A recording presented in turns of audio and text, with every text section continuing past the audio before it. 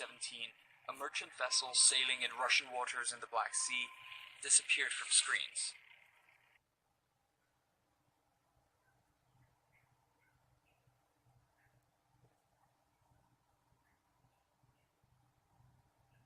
The ship hadn't actually gone anywhere, but its GPS signal was now showing that it was about 25 miles away. It now appeared to be in mainland Russia, at an airport. And it wasn't just one ship. All the ships in the vicinity were facing exactly the same problem. So basically we were all stuck in the same position, like 20 ships in the same position pretty much. The case is one of the first well-documented examples of what experts are calling GPS spoofing, something that could be used as a cyber weapon. So, what is GPS spoofing? Well, there are two main ways to throw off a GPS signal. The first is spoofing, where a receiver is tricked into thinking it's somewhere other than its actual location. The second is jamming, which scrambles a GPS signal, leaving it unreadable. And here's the thing, spoofing can be pulled off without the user even knowing it's happening, as the residents of Moscow know all too well. We see similarities. Around the Kremlin in Moscow, GPS receivers have been reporting the location of another airport about 20 miles away. In late 2016, GPS receivers like the one in your smartphone were registering a strange phenomenon. If you'd used Google Maps or a GPS device, you'd find your location would have shifted to Vnukovo Airport on the outskirts of town. CNN verified the incident, which was widespread.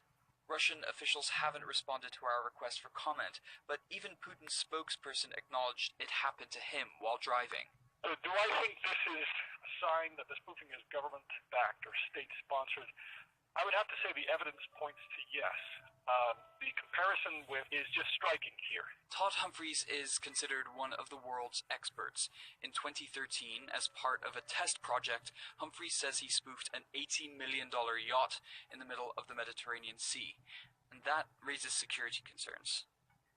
It's not just locations that can be spoofed, though. GPS is a measure of time, too. In fact, GPS time is used in almost all critical infrastructure, from power grids to financial transactions. And if you can spoof or jam locations, you can do the same on GPS time. It can affect financial trading as well. I have seen an example of the timestamps intended for a stock exchange being slowly moved so that the systems that detect them going wrong don't succeed in picking up this fault. GPS specialists are already fearing that spoofing could be used as a cyber weapon. These are weapons of war, and they may indeed be seen in a hot conflict in the near future.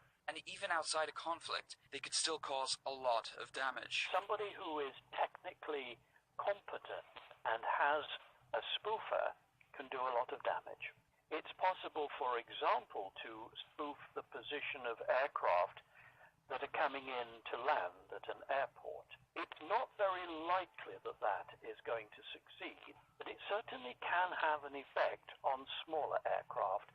Large vessels and planes all have backup systems that reduce the impact of GPS spoofing, and other solutions are available, but they cost money, and until now, spoofing hasn't been considered a threat.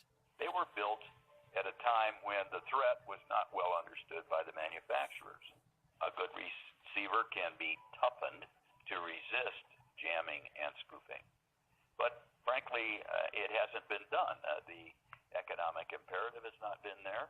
No one knows for sure what happened in the Black Sea. There are rumors it was a defense tactic and is tied to protect President Putin's movements. We know he was in the Black Sea when the event took place. What's for sure is that, for now at least, ships in the Black Sea will have to keep an extra eye on exactly where their GPS says they're going.